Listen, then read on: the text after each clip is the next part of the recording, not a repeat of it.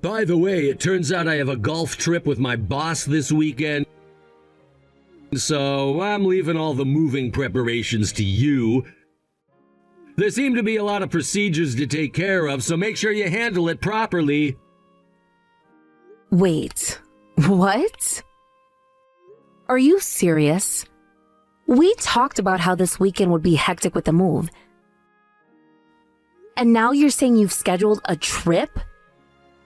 Well, it's with my boss, you see. He invited me, and there's really nothing I can do about it. But that's not acceptable.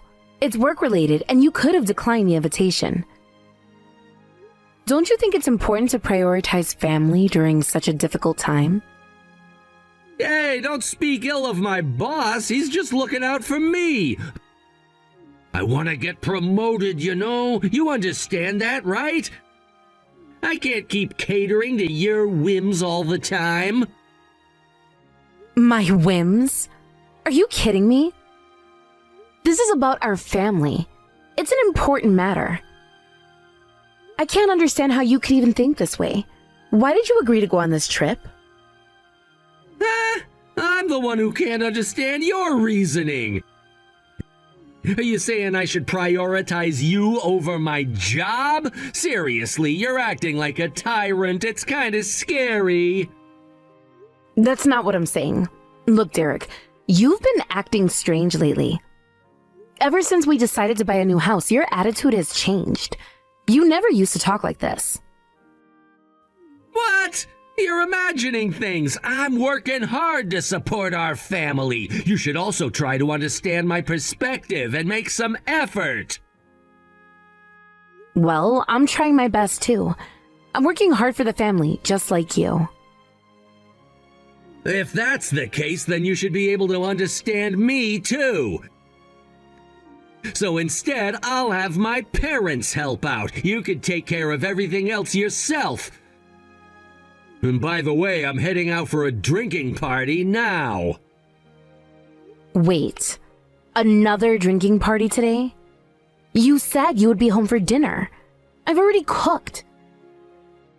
Come on, Derek, are you even listening to me? This is getting ridiculous. Look, this is just how it is. I need to maintain good relationships with my boss and colleagues. You know how important networking is in my line of work? This trip could lead to future opportunities, and I can't just turn it down. But what about the move? What about us? I thought we were in this together. Don't you care about how stressed I am about all these preparations? It feels like you're putting your job before our family. I understand that it's stressful, but there are things I need to do to secure our future. The new house is a big step for us, and I want to ensure that we're financially stable. Sometimes sacrifices have to be made.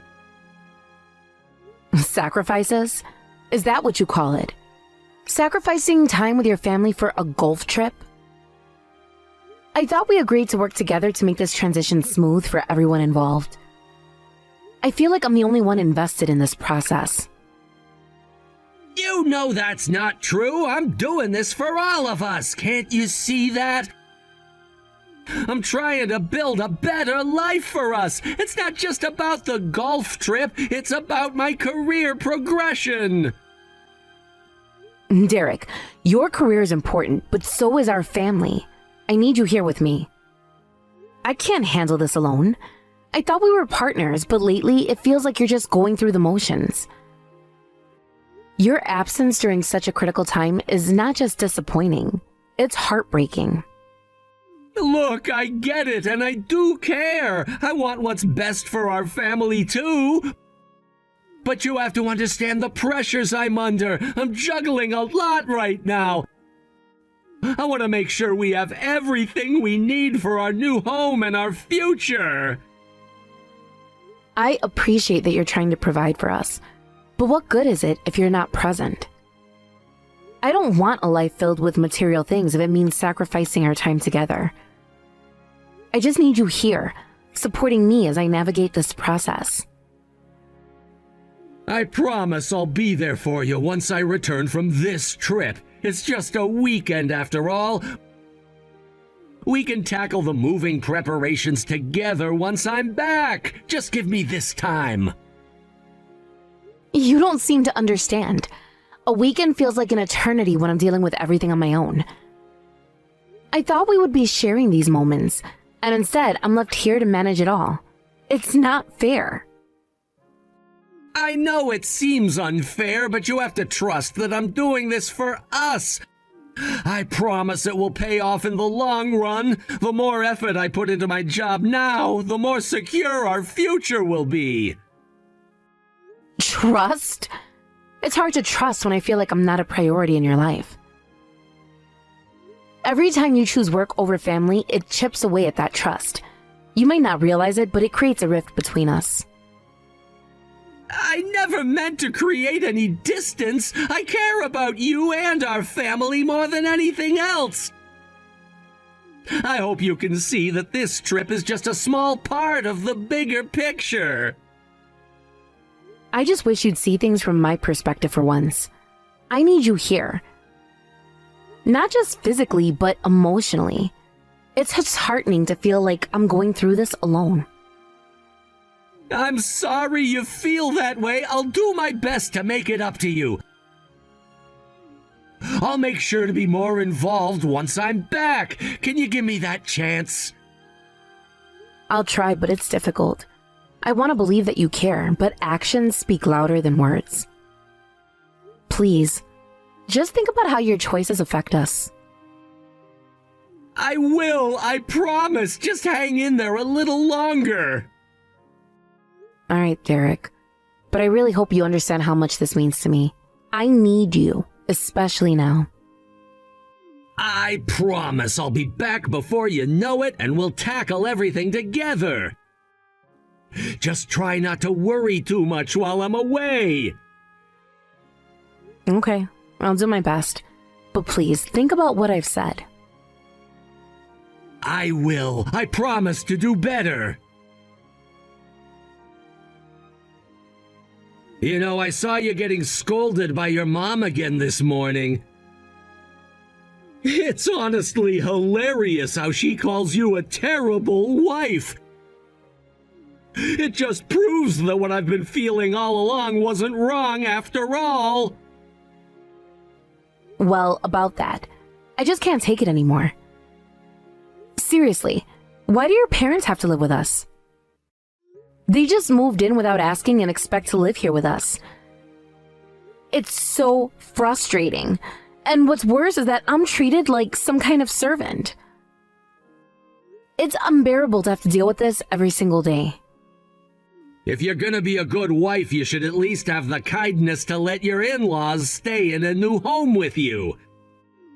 Your mom being strict is just her way of teaching you how to be a better wife. If you don't like it, you can just leave. Wait, are you serious? Of course! Do you think I'm joking? Go ahead and try leaving if you can.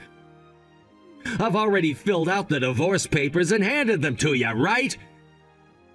You've got all the necessary documents with you, don't you? But let's be real, you won't actually go through with it.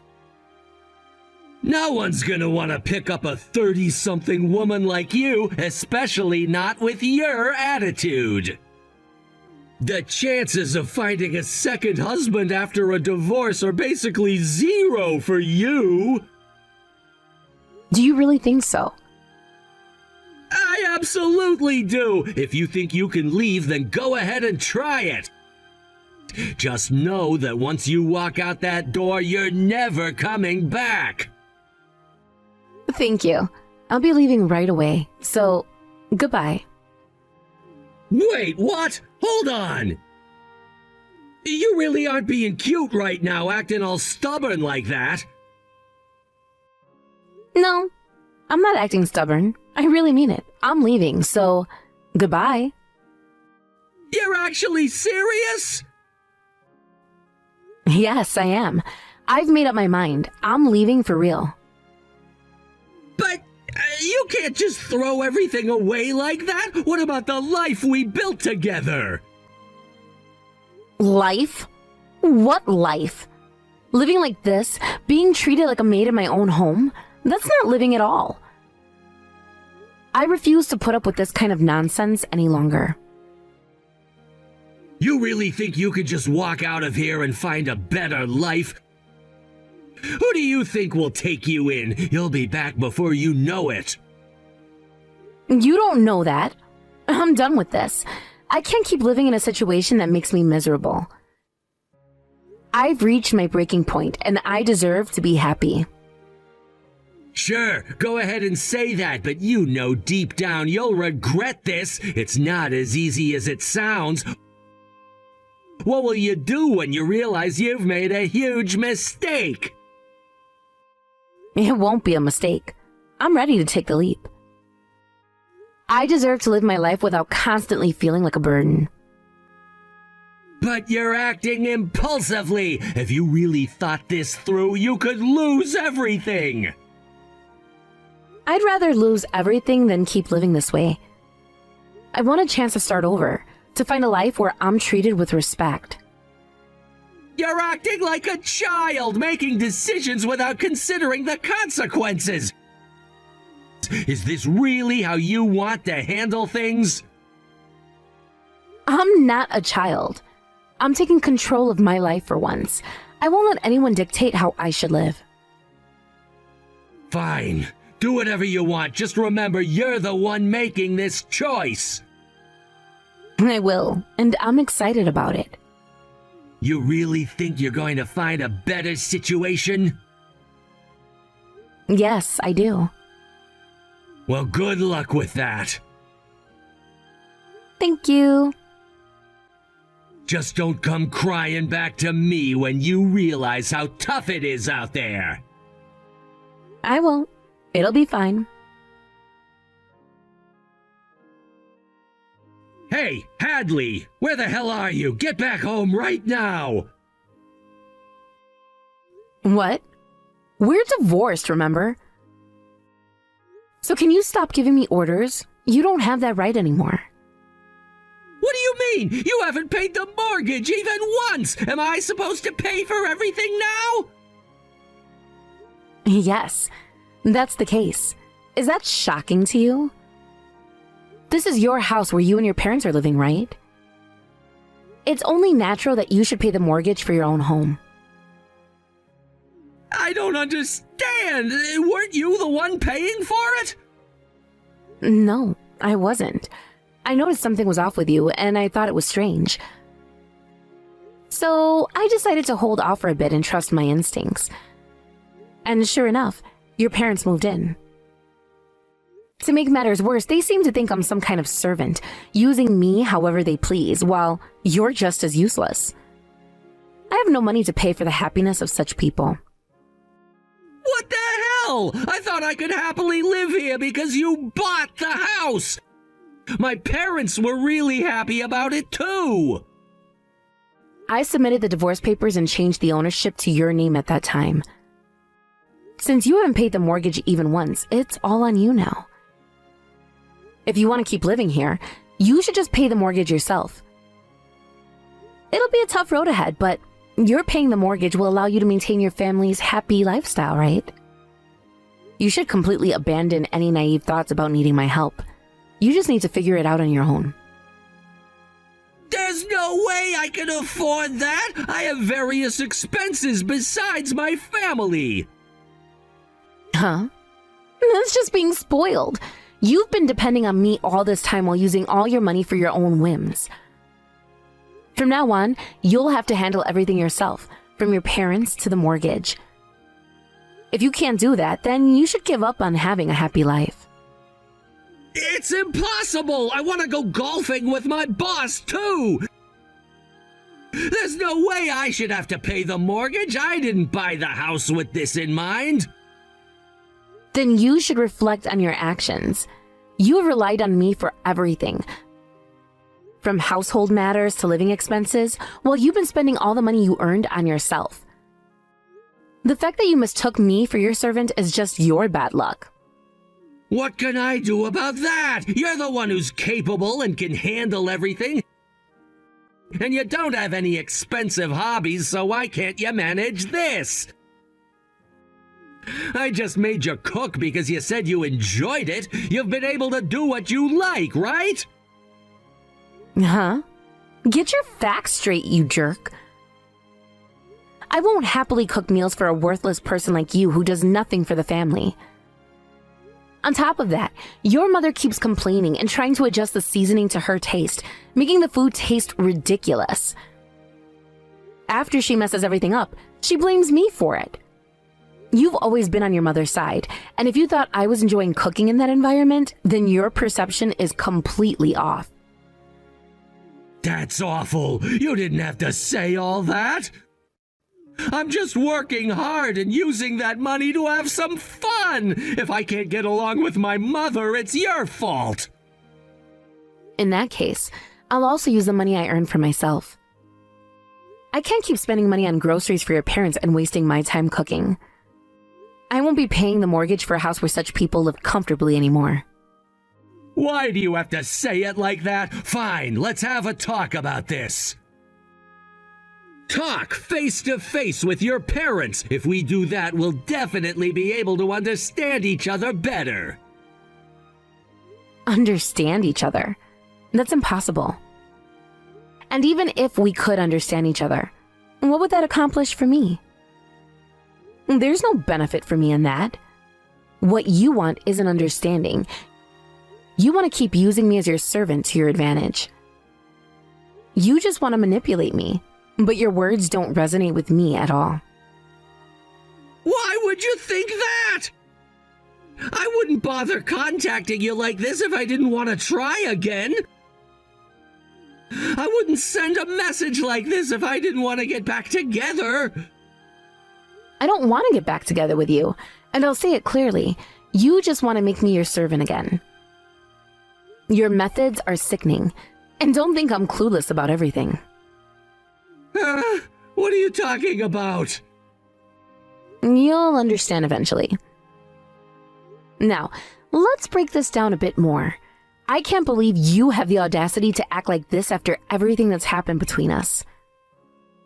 I remember when we first moved into this house, I thought it would be a fresh start for both of us. But then your parents moved in and everything changed. I felt like I was being suffocated. You might not see it, but it felt like my life was no longer my own. I was constantly walking on eggshells, trying to please everyone but myself. Do you even realize how it felt to have your parents dictate what goes on in our home? It was supposed to be our sanctuary, a place where we could create our own memories and build our lives together. Instead, I was stuck playing the role of a housekeeper and a servant. And what did you do? You just sat there, enjoying the perks while I dealt with the mess. You acted like it was all fine, and that everything was normal. But deep down, I was drowning in the situation. I tried talking to you about it, but you brushed me off. You'll get used to it, you said. They're just trying to help. Help?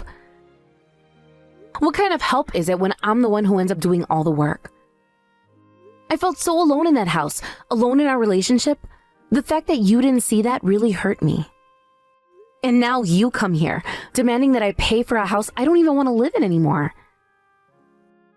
You've got to be kidding me. You act like I owe you something. Like I should feel grateful for the life you've given me. Newsflash, I'm not grateful. I've spent too long putting up with your selfishness and your parents' interference in our lives. I'm back, Hadley. I'm all set. Cameron, thank you. Finally, this moment has come. Yeah, it really has. You've worked so hard. You've endured so much with that worthless guy. Your in-laws just moved in without permission and treated you like a slave. I would have been tempted to call the police if I were in your shoes. Thanks for understanding. You have no idea how many times I almost lost my mind during all of this. But now I can finally get my revenge, and I intend to make him regret treating me like this. Once this is all over, I'm going to find my own happiness. And thinking that I can finally put this behind me actually makes me feel amazing. That's right. At first, I was really worried about whether I should tell you or not, but I guess it was the right choice after all, right? Of course. I'm actually really grateful to you for this. You see, I originally felt something was off, but I just ignored it and pretended not to notice. If I had continued doing that, I would have ended up living a life of enduring all that forever. I would have kept putting up with the bullying and petty remarks from those awful in-laws. And you were the one who saved me from that. That might be true, but... Plus, you didn't just shock me, you also proposed solutions. I'm really thankful for that. I'm glad to hear you say that. Some people might say it's better not to tell the person directly. They might think, what's the point of telling them? It's just mean-spirited. But with everything you've been struggling with regarding your own parents, I wanted to show you that this family dynamic is strange. And I wanted you to be happy with someone who truly deserves you. Yeah, I can definitely feel that sentiment. Thank you for always thinking about me. You've really helped me a lot with this situation. Just a little bit longer. I appreciate your support. Hey, Hadley! What the hell is this? Why did you send me something like this? Why, you ask? Well, it's because I'm expecting you to pay me some compensation. It's not, huh? Of course it is.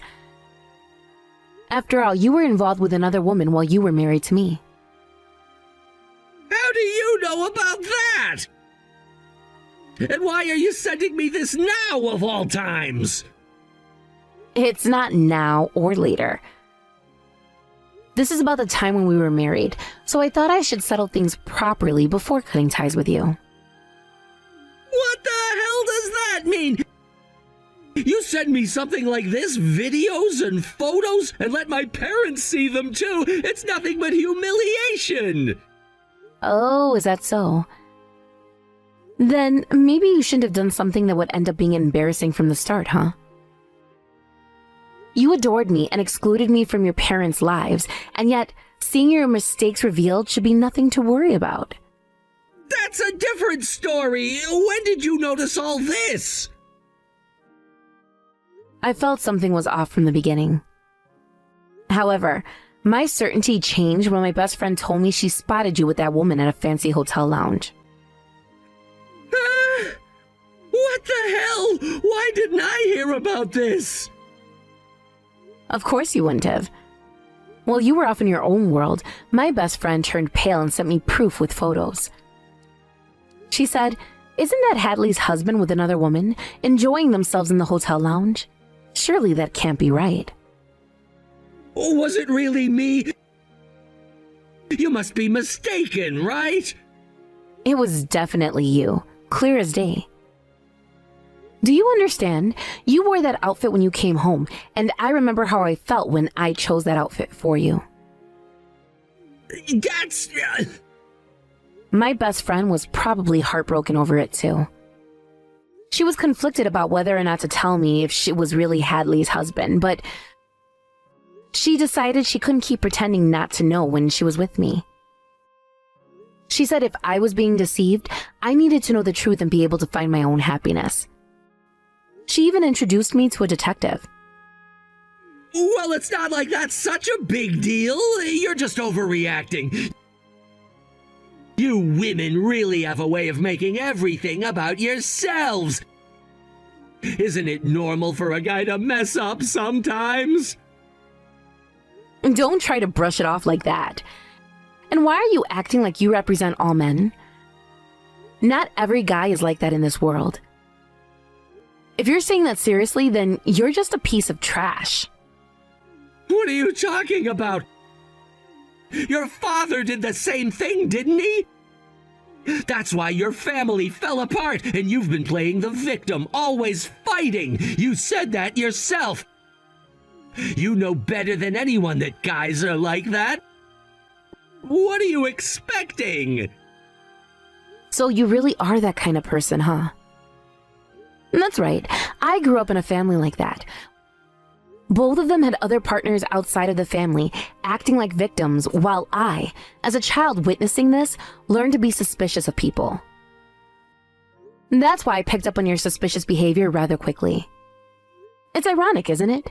I didn't want to create a family like that, yet here I am, married to a guy who does just that. You're starting to understand, huh? That means you bear some responsibility too, right? You chose me after all! Do whatever you want. What did you say? I don't care what you think of me.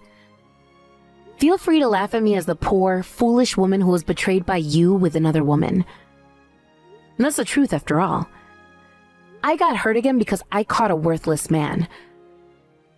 But that doesn't change the fact that I'm the victim here. Don't change the subject! You chose me on your own, so realize that you were wrong and that it's your fault your husband was taken away by another woman, and just keep quiet. Don't do any more unnecessary things. So I'm telling you, do whatever you want.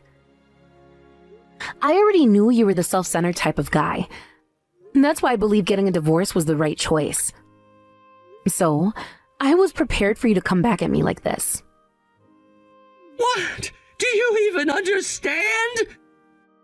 So stop exaggerating. Whether or not to make it a big deal is up to you. I sent the same incriminating documents to your girlfriend too. Today is your day off, so I'm sure you two are fighting right now. Hey, no way! You're not serious, are you? Of course, I am serious. I fully intend to demand a hefty compensation from you. You freely expressed your theories, but it's great that you admitted it yourself and gave a proper statement. Now I have more evidence, and there's no way I'm losing. Hey, wait! You didn't set me up, did you?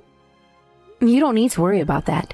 I've got everything prepared so that even if you don't admit it, it's all good. But I'm glad I was able to hear your opinion. Now that I know for sure you're a piece of trash, I can crush you without any hesitation. No, wait! Getting others involved is really too much! We were the married couple, right? We should solve this ourselves! I said too much! I'll apologize properly!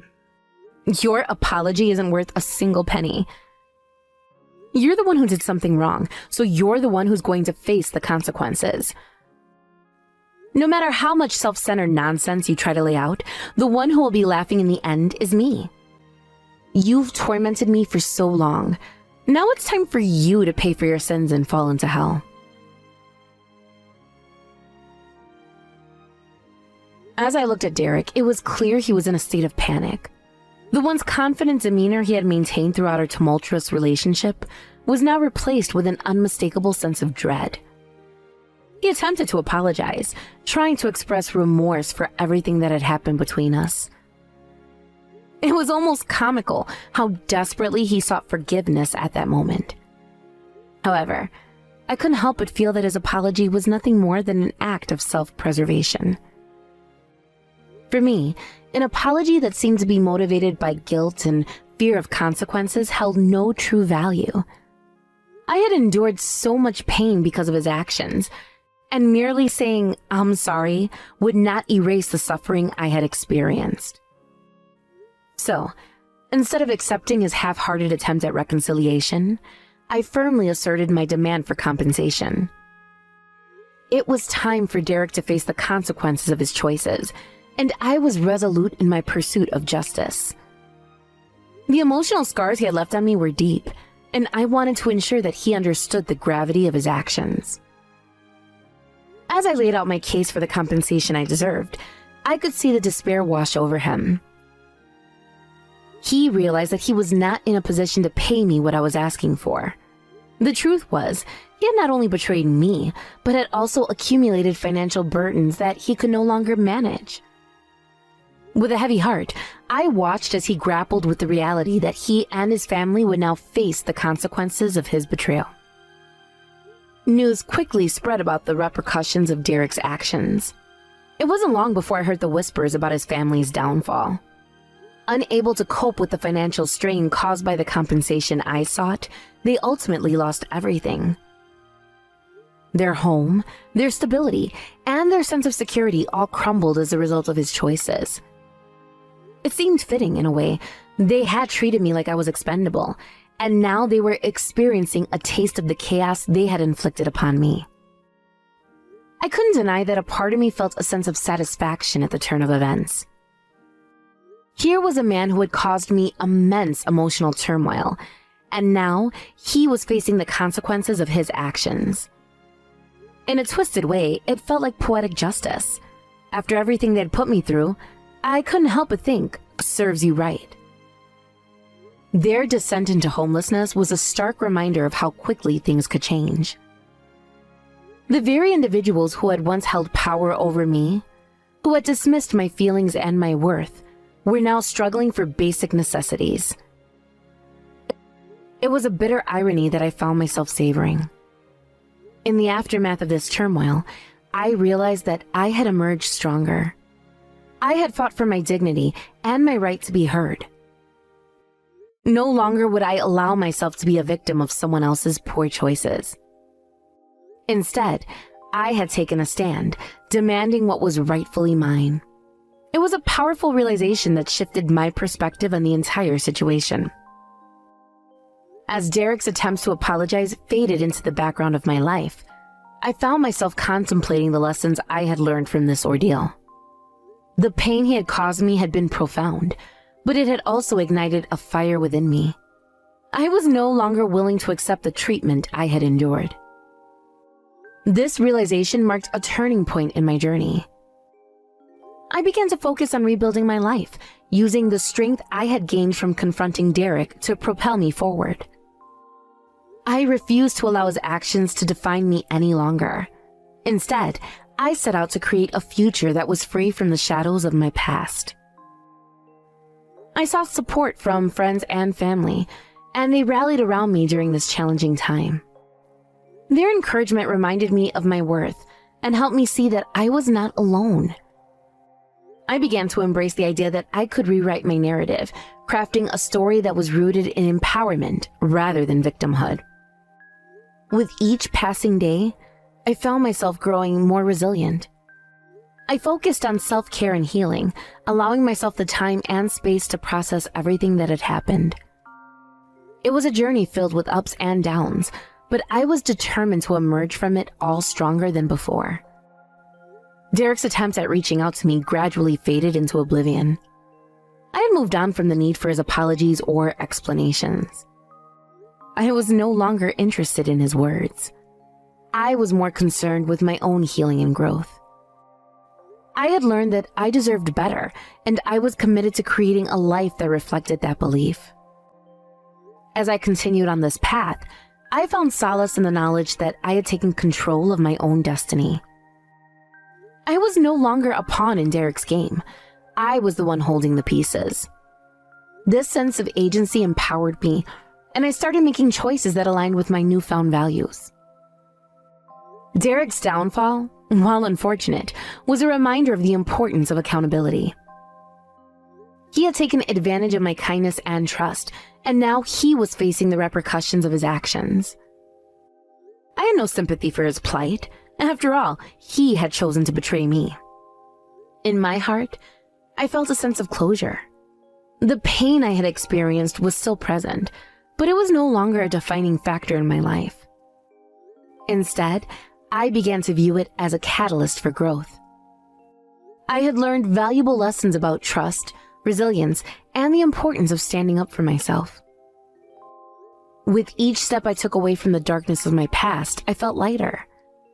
The burden of Derek's betrayal began to lift, and I could finally breathe without the weight of anxiety pressing down on me. I was embracing my independence, and it felt liberating.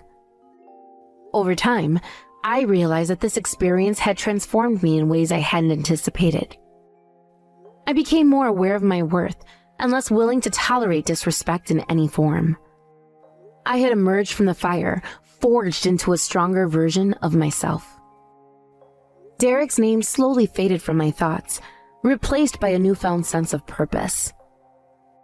I began pursuing my passions, setting goals for myself that were aligned with the person I had become.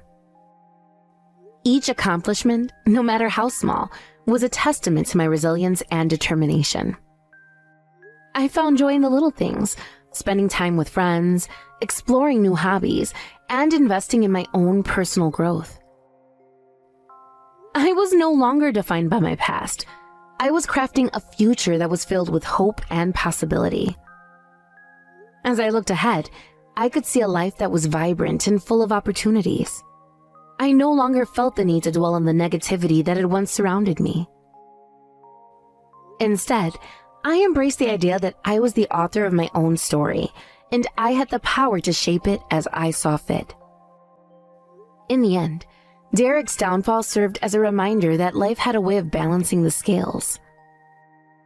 While I may have experienced pain and suffering, I had also discovered strength and resilience. I was grateful for the lessons learned, and I looked forward to the future with optimism. This chapter in my life was just the beginning of a new journey, one that was marked by growth, self-discovery, and the unwavering belief that I deserved happiness. No longer would I allow anyone to dictate my worth.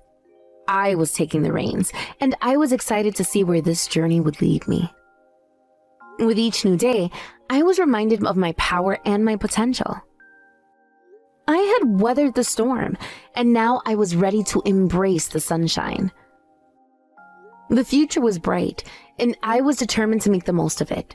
I had come so far, and there was no turning back now. In this newfound sense of freedom, I found the courage to explore uncharted territories of my life. The possibilities were endless, and I was ready to dive in headfirst, fueled by the knowledge that I had the strength to overcome anything that came my way. So, as I moved forward, I carried the lessons learned from this experience with me. I was a survivor, a warrior in my own right, and I would not let the past dictate my future. I had reclaimed my life, and I was ready to write the next chapter with purpose and passion.